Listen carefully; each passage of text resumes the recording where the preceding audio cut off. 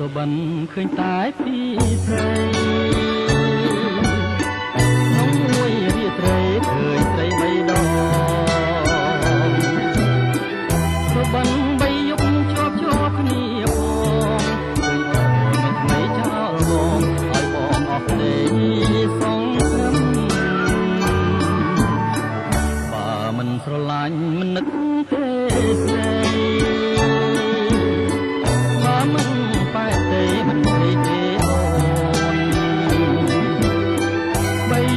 ទៅហើយសុបិនខ្លួនសុបិនឈប់ណាស់ណាខ្លួនការពិនចិត្តអូនក្បត់បងមែន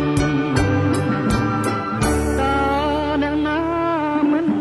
យំទុកបងជាភ្នំទៅទៀតឈឺណាស់នឹងស្រីមានស្នៀត